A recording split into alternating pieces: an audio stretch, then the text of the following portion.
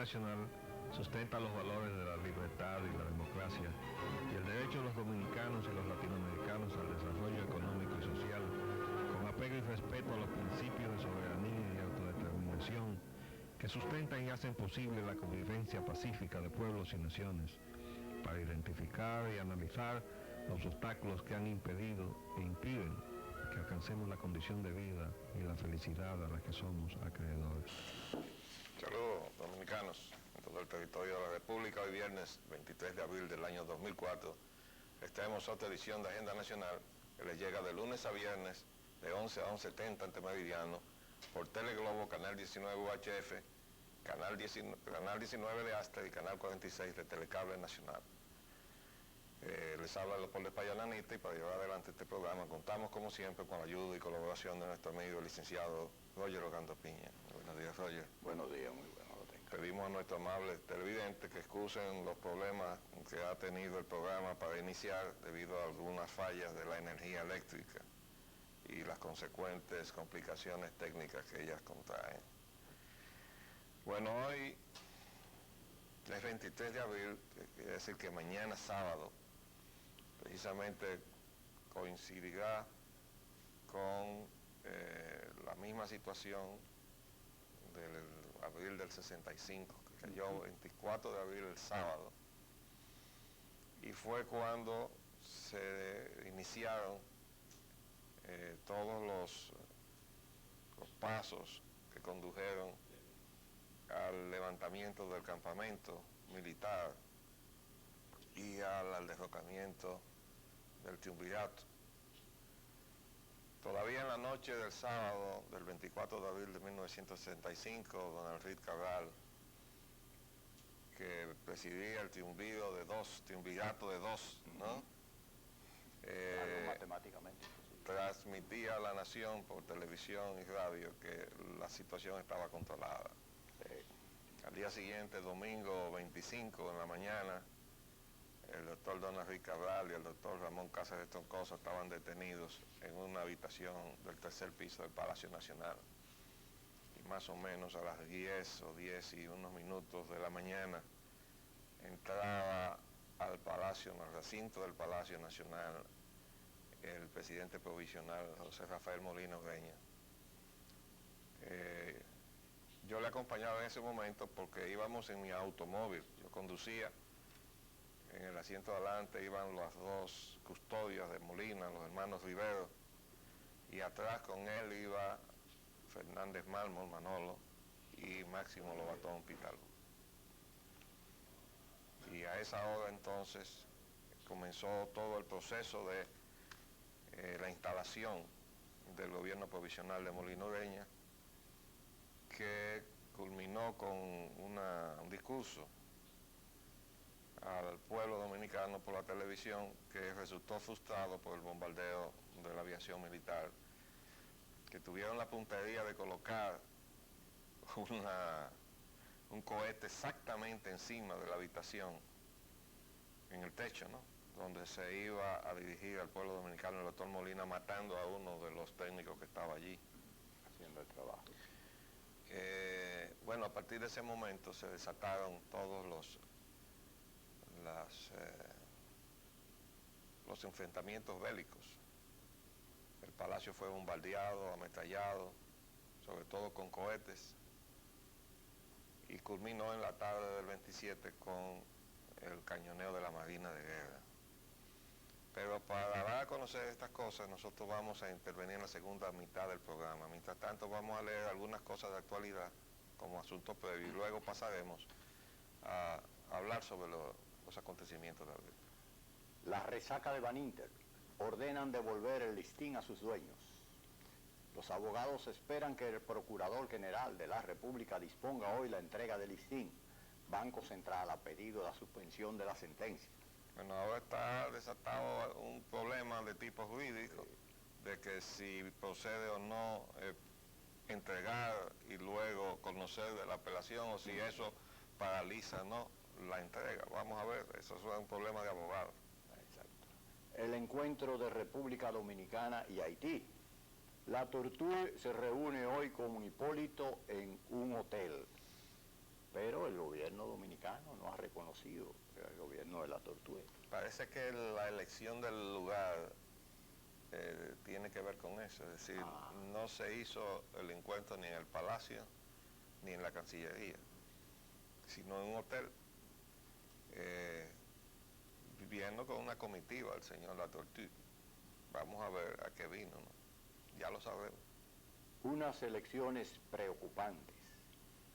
Denuncia atentado a la Junta Central Electoral podría afectar a electores.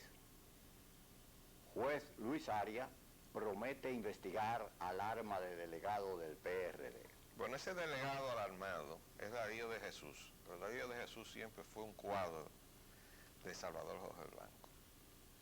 Quiere decir que en esa alarma está la mano de Salvador Jorge Blanco, por lo menos que haya dado alguna cabriola y cambiado de signo más a menos en alguna parte de las distintas fracciones que está dividido el PRD en estos momentos. Vamos a seguir leyendo. Mercado cambiario. Precio del dólar para la venta, 44,20. Confirman muy pocos controlan las divisas. Despradel aboga ampliar intermediarios de la divisa. Bueno, cada vez que yo veo que Carlos Despradel habla de esto, realmente me dan teriquito, como dice el país, porque él fue el que inició este desmantelamiento de la moneda dominicana cuando era gobernador del Banco Central, haciendo que las divisas que ingresa el negocio del turismo no se entreguen al Banco Central. Y ese fue la brecha por donde se colaron entonces zonas francas, inversiones extranjeras, y hemos terminado con que ninguno entrega divisas al Banco Central, que era lo que se quería, pero él fue el iniciador de eso. Entonces ahora está diciendo desde el secretario.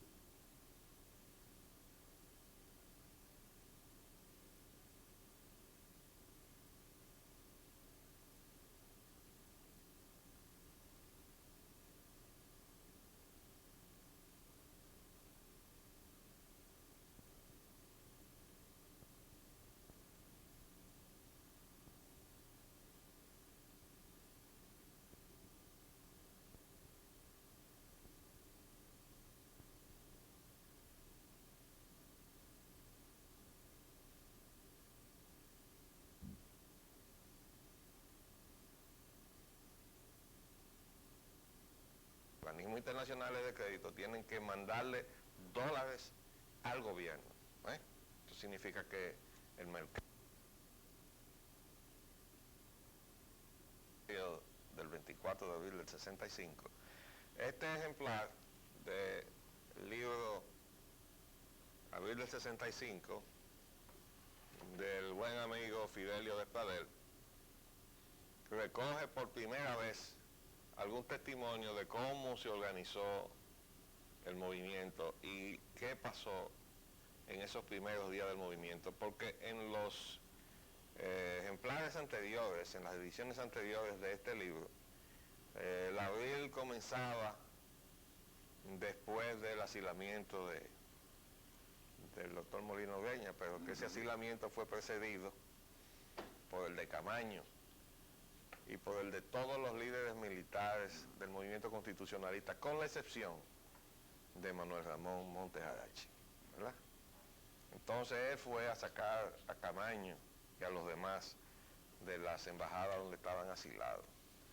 Pero vamos a leer algunos testimonios. Yo les mandé en ocasión de la publicación de esta nueva edición, o mejor dicho, esta edición que ya tiene un tiempo, que es la última que él ha hecho el amigo Fidelio Despradel.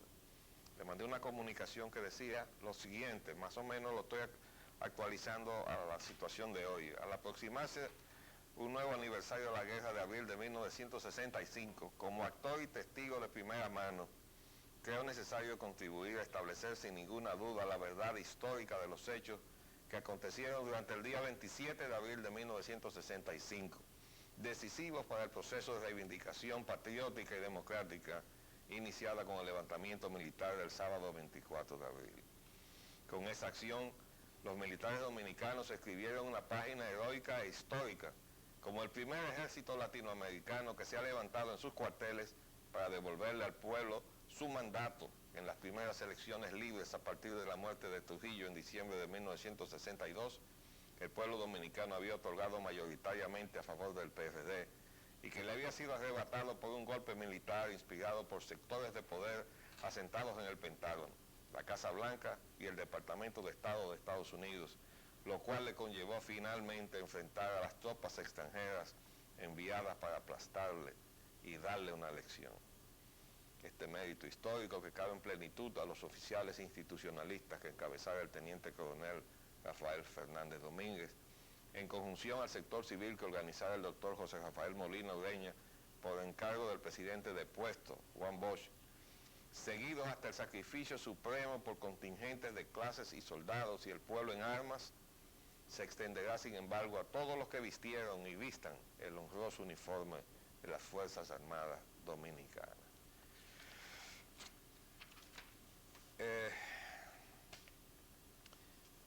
Representa un imperdonable retroceso en el esfuerzo de restañar las heridas suscitadas entre sectores de las Fuerzas Armadas Dominicanas a causa del conflicto y la gestión injerencista que rompió la unidad militar del movimiento, reconciliación que se alcanzó en forma culminante cuando en ocasión de la fecha de abril los excombatientes constitucionalistas militares, exmilitares y civiles se daban cita en los actos religiosos que una y otra parte auspiciaban en su conmemoración. Yo decía aquí esto por el irrespeto que se hizo a la memoria del coronel Camaño en un desfile que se hizo durante el gobierno de Leonel Fernández, donde un batallón que estaba desfilando por ahí coreó algunas frases denostando la memoria del coronel Camaño. Muy hiriente. Y yo decía entonces, los actuales jefes militares no pueden pues destruir estos logros, los de la reconciliación, que la ha seguido toda esta tradición el general, teniente general Soto Jiménez, cuando hace estas misas en la Secretaría de las Fuerzas Armadas y nos invita a todos nosotros, los protagonistas de ambos lados, ¿verdad? A esta última no pudimos asistir porque, como ya hemos dicho, cambiaron el local y lo pusieron en el Salón de las Cariátides. Ahí nunca se había hecho misa, nunca. Y cambiaron la fecha y la hora y todo en el último momento.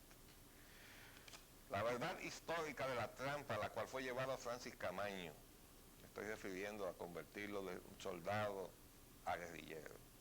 Patraña vil de la cual fue víctima recién ha comenzado a ser revelada y cuando la misma sea conocida en toda su premeditación y alevosía, sus perpetradores verán caer sobre ellos el desprecio de los dominicanos.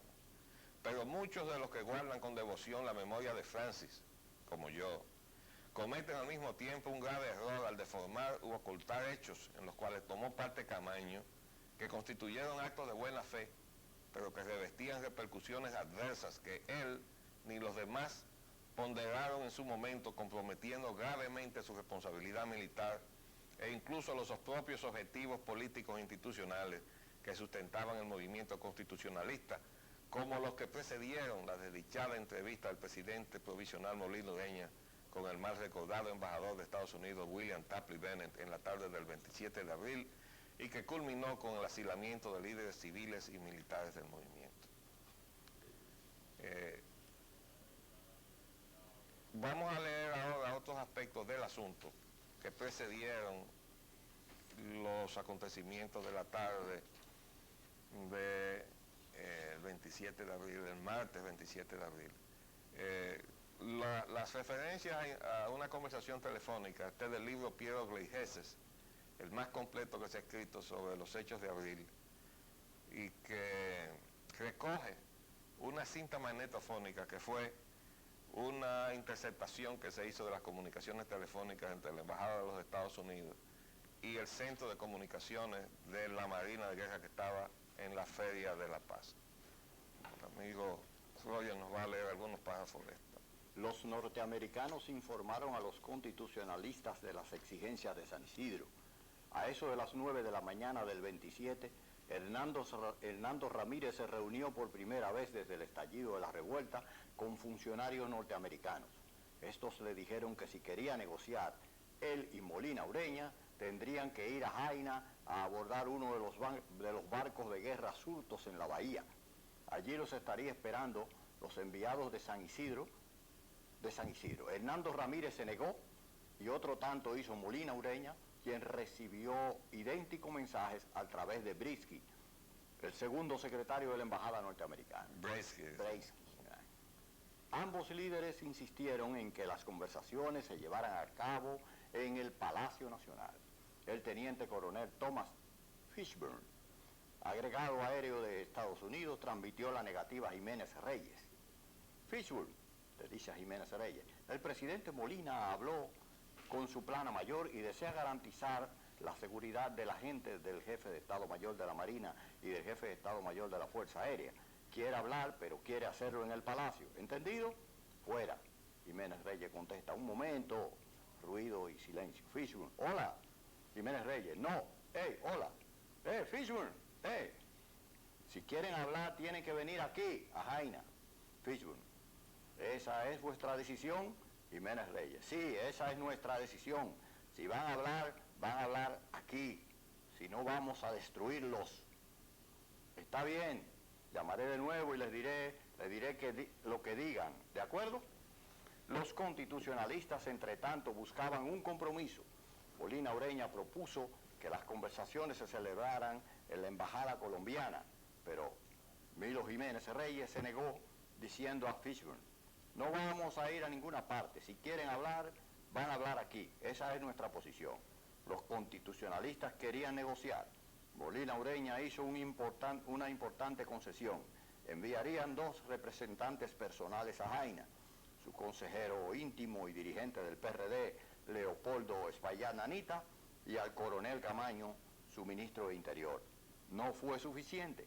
Tal vez ni siquiera la aceptación incondicional de sus exigencias hubiera satisfecho a los leales. La tregua estaba todavía vigente. Al ver rechazada su última propuesta, Molina Ureña podría rendirse del todo. Pero entonces, ¿qué? Confiados en la victoria y en su capacidad para aplastar la revuelta, los leales ya no estaban dispuestos a esperar. Estaban impacientes por lanzar la operación limpieza. El capitán de navío Rafael Rivas dijo a Jiménez Reyes: vamos a tener que empezar a movernos rápidamente. Una inmediata reanudación de las hostilidades podría poner en peligro la evacuación de los ciudadanos norteamericanos. En tanto, Fishburne protestó ante Jiménez Reyes. El mensaje que recibí de la Fuerza Aérea decía que nos darían hasta las 11 para sacar a los norteamericanos. Ahora hemos tenido problemas con el embajador.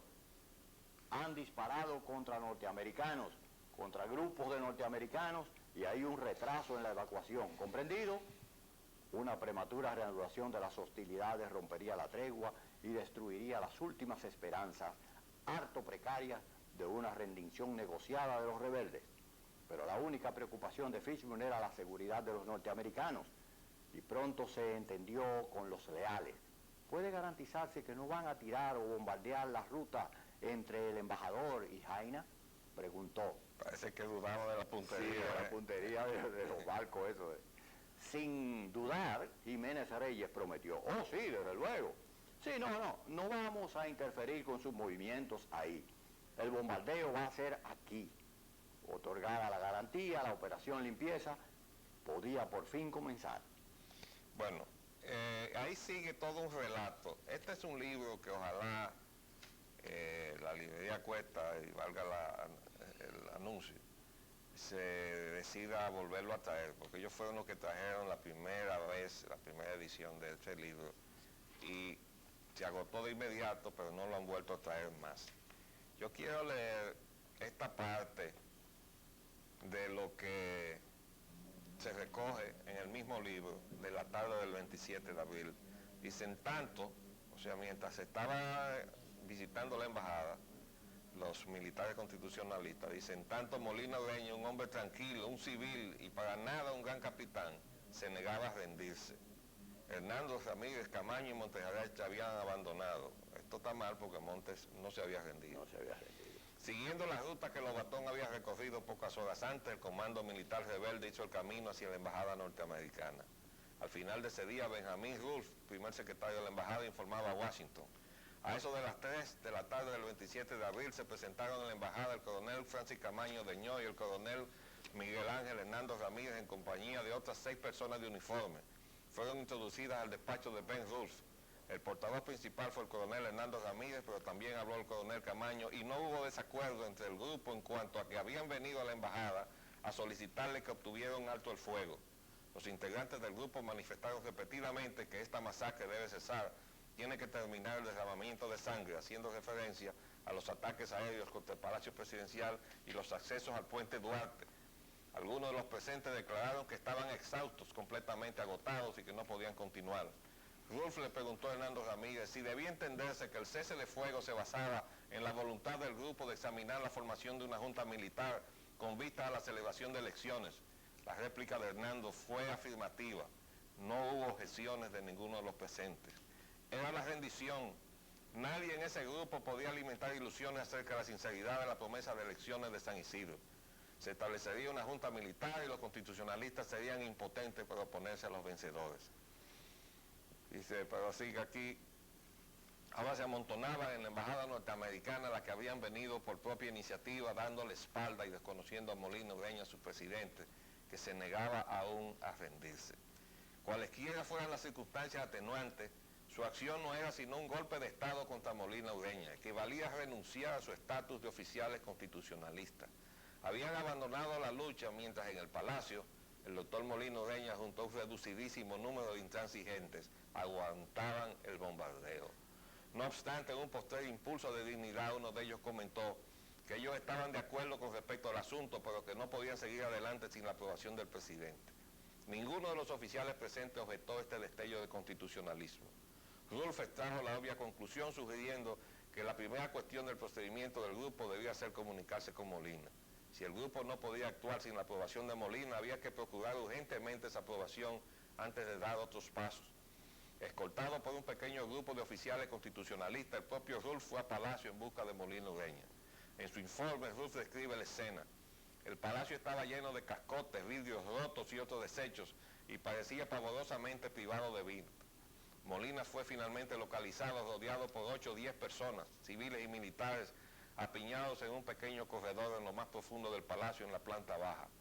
No había evidencia de más alma viviente en el palacio o en la zona formada por varias manzanas a su alrededor. A esto es que yo me he referido cuando digo que nosotros, el presidente Molina y quienes estábamos con él, fuimos abandonados en el palacio.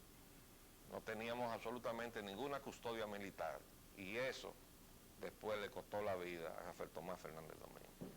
Sí. Molina Ureña se negó a abdicar. En su habitual tono mesurado, pero con intensa emoción, admitió su intención de permanecer en el palacio y morir si fuera necesario, antes que traicionar al pueblo dominicano y sus aspiraciones de libertad y democracia. Esto está recogido en los archivos del Departamento de Estado de los Estados Unidos. Para que quien tenga duda de eso, este es el testimonio de un funcionario de la embajada que fue a Palacio y no logró sacar a Molina de Palacio. De Palacio lo sacó solamente Francis Camaño. Bueno, lamentablemente se nos acabó el tiempo, pero volveremos sobre el tema. Les hablamos Leopoldo Payalanita y Roger Ogando. Hasta luego.